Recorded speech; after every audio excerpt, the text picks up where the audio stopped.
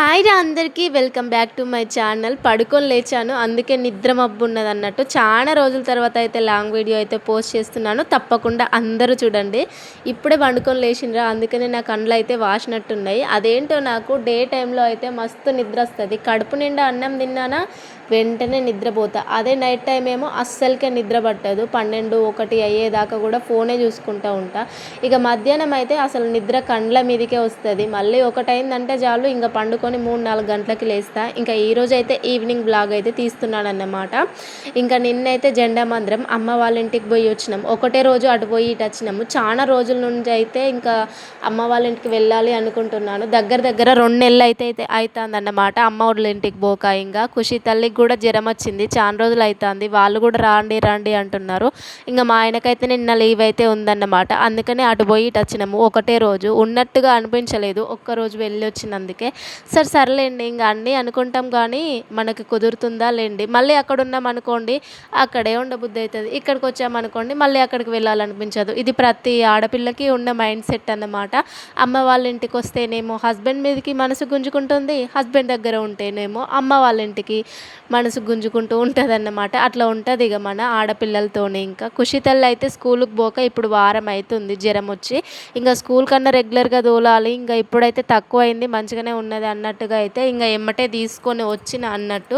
అదేంటో చిన్నప్పుడు జెండా మందిరం అయితే చాలు 4 గంటల నుంచే లేచి రేపు జెండా మందిరం అనగానే ఇయ్యాలనే ఇంకా ఒక రాగి చెంబుల నిప్పులు పోసుకొని మంచిగా ఐరన్ చేసుకొని యూనిఫామ్ అన్నీ నీట్గా రిబ్బన్లు ఇట్లా వెండుకొని ఎప్పుడెప్పుడు తెల్లారుతుందా అని ఎదురు చూసేటోళ్ళము. ఇక 4 గంటలకి నీళ్లు పెట్టుకొని పొయ్యి కాడ కూర్చొని రెడీ అయ్యి గోర్ల పెంటు కోను ఇది అది అసలు ఆ హడావిడి వారం రోజుల నుంచే ఉండేదన్నమాట చిన్నప్పుడు. మళ్ళీ నా కూతుర్ని తయారు చేస్తుంటే నాకు కూడా అట్లనే అనిపించింది. కానీ జ్వరం రావడం కారణంగా అయితే ఖుషి తల్లి అయితే స్కూల్కి వెళ్ళలేదన్నమాట జెండా మందిరం రోజు. వెళ్తానమ్మా పర్వాలేదు అంటే తన కోసం గాజులు కోను అన్నీ తెచ్చాను. అన్నీ తెచ్చిన తర్వాత అస్సలకు వెళ్ళనంటే వెళ్ళనంది. తీసుకొచ్చేదాకానేమో తీసుకురమ్మంది. తీసుకొచ్చిన తర్వాత నేను వెళ్ళలేదు. ఇంకా అయినా ఫీవర్ తగ్గింది, వెళ్ళమంటే వెళ్ళలేదు. ఇంకా ఏడుస్తుంది అనేసి అయితే ఇంకా పంపించలేదు. ఇక ఎలాగో మేము మళ్ళీ ఊరికి వెళ్తున్నాం కదా అన్నట్టుగా అయితే పంపించలేదు. ఇంకా ఇల్లు అయితే ఊడ్చిన, గిన్నెలు అయితే తోముతున్నాను. మీ అప్పుడైతే ఎలా జరుపుకునే వాళ్ళు? 1990 కిడ్స్ 2000 కిడ్స్కి మాత్రమే ఈ స్వీట్ మెమొరీస్ అనేవి ఉంటాయన్నమాట. జెండా మందిరంకి సంబంధించి ప్రతి ఇయర్ అయితే అదొక స్పెషల్ డే అని చెప్పచ్చు. అదేంటో కానీ స్పీచ్ ఇస్తే మాత్రం పిచ్చి లేచేది. సార్ వాళ్ళైనా కూడా, టీచర్స్ అయినా, వేరే వాళ్ళైనా, పిల్లలైనా ఈ స్పీచ్ ఎప్పుడు అయిపోతుందిరా నాయన అన్నట్టుగా అయితే అనిపించేదన్నమాట. అది పాటలు పాడినా డ్యాన్స్ వేసినా కూడా ఇంట్రెస్ట్గా చూసేవాళ్ళము అందరము. అదేంటో ఆ రోజు తొందరగా గడిచిపోయేదన్నమాట. పొద్దున వెళ్తే మధ్యాహ్నం వరకు అయిపోయేది. వచ్చిన తర్వాత ఖచ్చితంగా అయితే ఖడ్గం సినిమా వచ్చేది ఆ రోజు. ఖడ్గం సినిమా అస్సలు మిస్ అవ్వకుండా అయితే చూసేదాన్ని నేనైతే. అప్పట్లో సినిమా అంటే చాలా ఇష్టం, ఖడ్గం సినిమా. ఇప్పుడైతే కొన్ని రోజులు కాదు సంవత్సరాలే అవుతుంది ఆ సినిమా చూడక. ఇంకా ఇప్పుడైతే చాయ్ పెట్టుకుంటున్నాను. మా ఖుషి తల్లికి అయితే మిక్చర్ ఇచ్చానన్నమాట, తను తింటుంది. ఇంకా సాయంత్రం అయితే చాయ్ మానేద్దాం అనుకుంటున్నాను, కానీ ఎంత అవాయిడ్ చేద్దాం అనుకున్నా కూడా అస్సలు కుదరట్లేదన్నమాట. ఎంత దూరంగా ఉంటే అంత బాగుంటుంది మనకి చాయ్. చూడండి ఇక్కడ కొంచెం అయితే కింద పోయిందన్నమాట, అందుకే మళ్ళీ పోసుకుంటున్నాను. ఇంకా చాయ్లో అయితే బిస్కెట్లు లేకుంటే నాకు అస్సలకే తాగబుద్ధి కాదు. పిల్లలకైనా కూడా అంతే. కాకపోతే పిల్లలకైతే అస్సలు చాయ్ పోయను, పాలే పోస్తానన్నమాట. బిస్కెట్లు అయితే చాయ్లో ముంచుకొని తింటారు. ఇంకా అలాగే యూట్యూబ్ గురించి అయితే మీకు ఒక కొత్త అప్డేట్, కొత్త విషయం అనేది చెప్పాలనుకుంటున్నాను. ఏంటంటే కొత్తగా ఎవరైనా యూట్యూబ్ స్టార్ట్ చేయాలనుకున్నా, యూట్యూబర్ అవ్వాలనుకున్నా కూడా ఇప్పుడే స్టార్ట్ చేయండి. అది కూడా 3-4 నెలల్లోనే మానిటైజేషన్ అయిపోయేలాగా వీడియోస్ అనేది చేయండి, కంప్లీట్ చేయండి, కష్టపడండి. ఈ 3-4 నెలల్లోనే మీకు వాచ్ ఓవర్ అనేది కంప్లీట్ అయ్యి మానిటైజేషన్ అయిందనుకోండి, ఓకే అన్నమాట. లేకపోతే 2027లో రూల్స్ అండ్ రెగ్యులేషన్స్ అన్నీ కూడా యూట్యూబ్కి సంబంధించి మారుతున్నాయన్నమాట. 4000 గంటలు కాస్త 8000 గంటలు చేశారు. 10M కాస్త 20M చేశారన్నమాట లాంగ్ వీడియోస్కి, షార్ట్స్కి.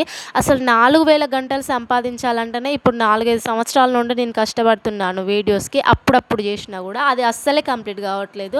అంత కొడితే 100 కూడా దాటలేదు నా వాచ్ ఓవరు. 4000 ఎప్పుడైతుందో తెలియదు. ఇంకా 8000 గంటలు చేసిల్లనుకో అసలు ఇంకెన్ని సంవత్సరాలు కష్టపడాలో ఏంటో తెలీదు. మన అదృష్టం ఉండి ఏదైనా వీడియో వీడియో వైరల్ అయితేనో ఓకే. అట్లా కాకుండా మన వీడియోస్ వైరల్ అవ్వకుండా ఉండాలంటే కొన్ని వందల వేల వీడియోస్ చేయాల్సి వస్తుంది ఒక్క వీడియో వైరల్ అవ్వడానికి. యూట్యూబర్ అవ్వాలన్నా, యూట్యూబ్ ఛానల్ స్టార్ట్ చేయాలనుకున్నా, ఇది ఆగస్ట్ కదా, సెప్టెంబర్, అక్టోబర్, నవంబర్, డిసెంబర్, ఇప్పుడు డిసెంబర్ ఎండింగ్ లోపలనే మీరు మానిటైజేషన్ కంప్లీట్ అయ్యేలాగా, వాచ్ అవర్ కంప్లీట్ అయ్యేలాగా అయితే చూసుకోండి. ఇంకా అట్లయితేనే ఛానల్ అనేది స్టార్ట్ చేయండి. పాత ఛానల్స్ వాళ్ళు కూడా మీరు ఈ డిసెంబర్ లోపే మానిటైజేషన్ అయిందనుకోండి, మన ఛానల్ సేఫ్ అన్నమాట. లేకపోతే 8000 వాచ్ అవర్ కంప్లీట్ చేయాల్సి ఉంటుంది. ఇంకా మనకు అది పెద్ద టాస్క్ అనే చెప్పాలి. నాకు ఈ విషయం తెలిసిన కాంచి అయితే గుండె గుబేళ్ళు అంటుంది. అసలు నాకు ఇంకా చేయాలన్న ఆలోచన లేదు. కాకపోతే ఈ 4-5 నెలలు అయితే కష్టపడదాము.